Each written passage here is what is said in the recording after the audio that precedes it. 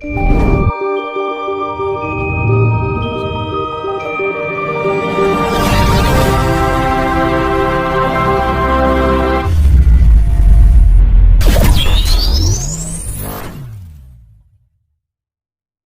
ini Pak Cito, pertanyaan terakhir, tidak sedikit teman-teman kita Pak Cito dari banyak daerah itu datang ke rumah sesepuh, datang ke rumah mursyid, ke rumah gus, ke rumah segala macam Pak. Tetapi di sana rata-rata konsultasinya itu konsultasi karena orang berumah tangga banyak hutang segala macam begitu kan. Akhirnya dikasih cerita, kamu harus sedekah inilah, sedekah ekstrim, sedekah segala macam, kamu harus iuran ini, iuran itu. Akhirnya karena saking nurutnya, terlalu taklid sama orang itu kan sebenarnya nggak baik lah sudah. Iya kan, terlalu segala yang diomongkan selalu dinukil, dianut gitu. Akhirnya wes saking percayanya, oke, ngerahkan uang 30 juta, 40 juta, 25 juta, gadekan sertifikat tanah, segala macem, gitu kan. Kapan hari saya bilang sempat ketemu, gitu kan. Cari guru di YouTube kan banyak begitu. Nah, dari situlah kemudian saya timbul kasihan. Harusnya bagaimana sih Pak Jito supaya tidak tertipu lagi? Karena keyakinan saya Pak Jito, nggak tahu ini benar apa salah. Nanti Pak Jito yang respon. Kalau urusan uang wis ojo gampang percaya karo wong model piye wae. Ngoten kalau saya Pak Cito. Panjenengan bagaimana? Ini sangat penting Pak Cito. Ya, untuk menjawab Mas Indra ya, arahan-arahan Kang Cito. Ya memang dengan dalih sedekah itu memang bagus ya, dengan dalih sedekah itu bagus. Tapi kadang-kadang kita itu apa ya, istilahnya kebablasan ya kan, kebablasan. Jadi sesuatu yang kalau menurut kita itu bagus, tapi kalau menurut orang lain nggak bagus, itu juga nggak tepat, ya kan? Makanya banyak saudara yang sudah susah, ya, banyak saudara kita yang sudah susah malah kejebak ke dalam kesusahan 2 kali. Nah, ini mudah-mudahan arahannya Kang Cito seperti ini ya. Kang Cito selalu mengatakan seperti ini. Kalau ada saudara-saudara yang minta arahan Kang Cito atau solusi Kang Cito, aku sedang kejebak hutang, aku sedang kejebak rumah tangga seperti ini. Apa solusinya? Puasa. Puasa nomor 1 yang tak arahkan. Tidak ada yang lain. Kalau aku mengarahkan sedekah, bukan seperti itu caranya, ya kan? Bukan seperti itu. Karena intinya sedekah itu ketulusan. Nah, ketulusan itu kalau kita dipatok seperti ini enggak bagus lah. Tapi ketulusan dalam melakukan puasa. Makanya aku kalau nyuruh puasa tak suruh puasa tanpa pamrih. Ya. Nah, itulah setiap ada saudara yang curhat sama Kang Cito, tak berikan arahan puasa, silahkan puasa. Karena puasa bisa meredam emosional yang negatif tadi dan ketegangan atau kepanikan, kecemasan dalam pola pikir. Disitulah keyakinan Kang Cito, karena belajar dari Kang Cito sendiri, setiap menghadapi masalah yang rumit selalu puasa. Dan alhamdulillah banyak juga saudara-saudara kita yang melakukan puasa dengan tahapan demi tahapan. Nah, seperti itu. Ya kalau sedekahnya misalnya langsung kasihkan anak yatim, orang nggak mampu, nggak apa-apa. Nah, itu beda lagi, Mas. Nah, itu sedekahnya tak titipon jenengan ya Pak. Terus juga jenengan sedekah sinten, kula mboten ngertos, terus kula arep-arep endi yo jangkrik ora teko-teko tulisane ngoten nih. Nah, berarti kan makanya seperti ini Mas ya. Kita itu biasanya kejebak dengan kata-kata yang empuk, ya kan, kata-kata yang menjanjikan segala macam. Kang Cito menjanjikan tapi harus dengan puasa. Kalau nggak puasa nggak bisa. Menjanjikan sesuatu dengan ketulusan, ya. Nah, alasannya gini. Kalau Kang Cito mengatakan seperti apa harus diyakini, Kang Cito nggak butuh diyakini jadi ini. Tapi sama sendiri yang harus yakin dalam menjalankan puasa. Nek Kang Cito kekuatannya dari puasa, ya mudah-mudahan saudara-saudara kita mau melakukan juga, ya. Jadi untuk memberi pelajaran dalam diri kita supaya kita itu menyehatkan jasmani, menyehatkan rohani, ya kan? Itu dengan cara puasa itu, Mas Indra, ya. Jadi logika pikir akan diberikan pencerahan, bukan malah kejebak dalam termasuk solusi-solusi baru yang sebelumnya tidak terpikirkan begitu ya Pak Cito. Banyak sekali Mas kejadian seperti itu, ketenangan batin itu. Nah ini kemarin ya tamu teko rombongan grup salam satu nafas dari Malang, Mas Ramuji, ceritanya sing wedok itu Mas Ramuji temperamental ya. Tapi ketika kenal puasa ini langsung turun seret seperti itu. Nah, makanya banyak perubahan-perubahan dalam dalam saudara-saudara kita seperti itu. Iya, kersane mboten kaken Pak Cito. Iki pun ayo Pak Cito sudah memberikan pesan-pesannya terkait dengan bencana alam yang akhir-akhir ini terjadi. Itu jelas murni kode keras dari alam, hukum balik pasti akan terjadi. Terkait dengan waktu barangkali tidak bisa dipastikan, tetapi kita harus berbenah di Pak Cito.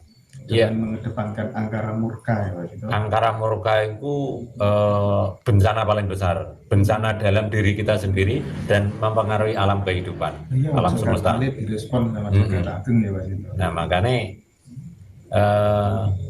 arahannya Kang Cito seperti ini, saudaraku semua, biasakanlah setiap menjelang tidur itu keluarkan napas 3 kali, wujud kanthi selamat napas 1 kali. Semua siapapun kita, ya siapapun kita, di mana arahan itu akan memberikan sesuatu yang lebih bagus. Karena gini, konteks napas 3 kali itu kita harus melakukan pembenahan, ya.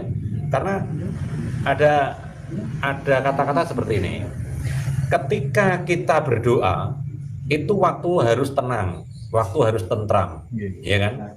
Ketika kita berdoa, kita khusyuk, waktu tenang, waktu tentram. Nah, konteks tenang dan tentram itu gak ngalahno waktu tidur.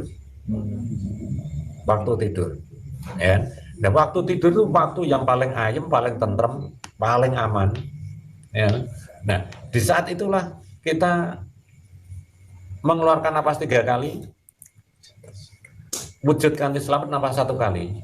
Itu akan menjadikan sesuatu yang luar biasa. Dan banyak sekali saudara-saudara kita yang mendapatkan manfaat. Makanya saya memberikan arahan semua kepada saudara-saudaraku, biasakan setiap menjelang tidur keluarkan napas 3 kali, wujud kanthi selamat napas 1 kali. Kalaupun Anda kelupaan, tiba-tiba ketiduran, ya ketika bangun ingat belum mengeluarkan, saat itu juga langsung dikeluarkan. Seperti itu. Minimalnya, maksimalnya puasa. Itu untuk introspeksi diri, untuk meredam dan menghilangkan kotoran-kotoran dalam penyakit jiwa.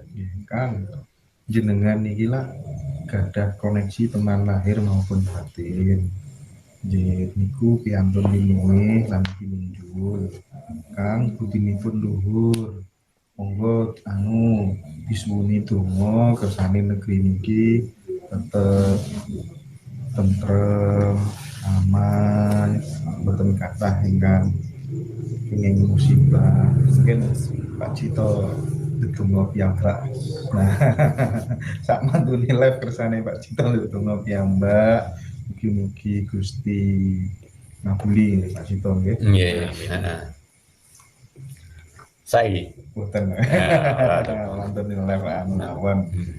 Pokoke sebagai tanggung jawab Pak Cito bantu berdoa teman-teman.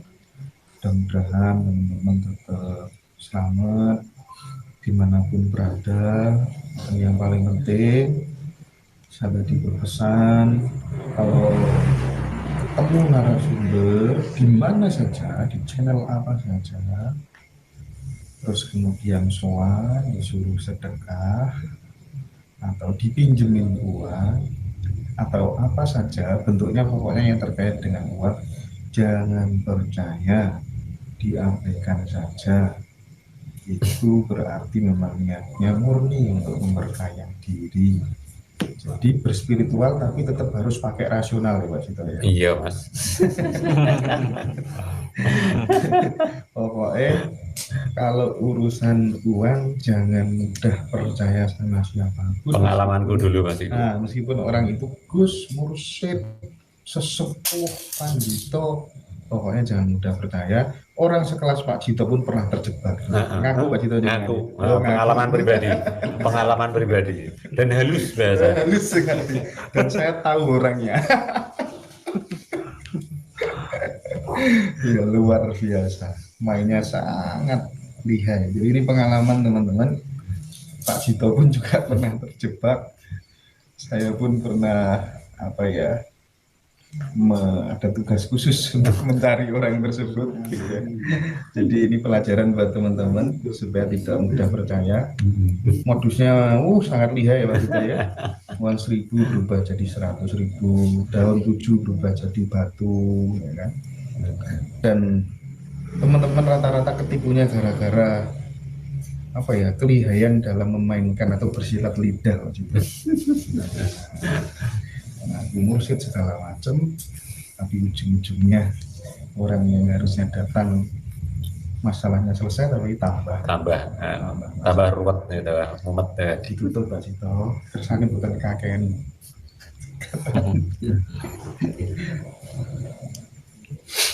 Suara kuasa nudono laku-lakune wujud kabeh swaraku utuh sejatiku dhewe. Ya aku nglakoni janji-janji wujude swara ing kene tatanane urip. Lamun tandha nindakno tatanan urip-uripe manungsa kabeh padha dirubah kaya hawa, ing kene hawa-hawane manungsa kabeh kudu diilangi kaya utuhe swara. Ana manungsa kelebu murkane kuwasa murkane dewi. Ing kono dewi-dewine tandha manungsa kabeh kudu tutup oleh laku diri pribadi. Swara ing kayangane manungsa kudu diilangi kabeh, sapa manungsa kudu ganti pikirane. Ing kene kudu njaga NKRI. Ing kene NKRI jaya-jaya nindakno lakune jaya-jaya Indonesia utuh sejati. Rahasiane urip-urip ana swara nindakno lakune rakyat Indonesia kabeh kudu titik suarane dewi-dewi, wujud suarane dewi-dewi, hukum balik ana ucapane dewi-dewi. Ing kayangane manungsa sak Indonesia balik ana adile diri pribadi. Adilana diri pribadi wong sak Indonesia, diri pribadine diadili, diwujudi, dititik, ditatakno. Ing kene kayangane manungsa wong sak Indonesia kabeh ora ana sing bakal kesisip, ketriwal, keliwatan tuntutane adile diri pribadi. Nunggu swara lunggih wujud-wujude kuasa nekani dawuh. Hawa Indonesia kudu tentrem, Indonesia kudu ayem, Indonesia kudu luhur, Indonesia kudu adil. Adil ketemu makmur, makmur ketemu wujud. Wujud jati diri Indonesia bersatu. Indonesia wujud selamat. Ing kene kuwasa nindakno laku. Dulur-dulurku kabeh aja sampai ngelakoni janji-janji palsu. Ing kene adile diri pribadi kudu ketemu wujud sejati. Yen tandha nindakno dawuh-dawuhe urip-uripe manungsa kabeh tak dongano saenenge rakyat Indonesia kembali ke jati diri. Kembali ke jati diri, kembali ke jati diri. Adile diri pribadi, adile diri pribadi. Adile diri pribadi, ngunduh wae pakerti. Indonesia balik kaya dene luhuri jati diri. Indonesia suarane murni teko Ibu Pertiwi. Indonesia aku nguasani berjanji, aku nguasani suci sejati, yaiku sumpah para leluhur Indonesia. Muga-muga disembadani apa wae, sapa wae sing ape ngrusak negara Indonesia kena hukum balike, kena hukum balike, kena hukum balike. Indonesia dikuasani, disuarani, dijiwai karo adil diri pribadi. Lungguh swara, lungguh kuwasa, lungguh swara, lungguh tumeka sak aku kowe ucapan apa wae sing tak sampeno Gusti Kang mau kuwasa tansah nyembadani sembadanono kajate wong Indonesia sing cinta negeri, cinta NKRI, cinta damai, cinta persatuan kesatuan Indonesia wujud urip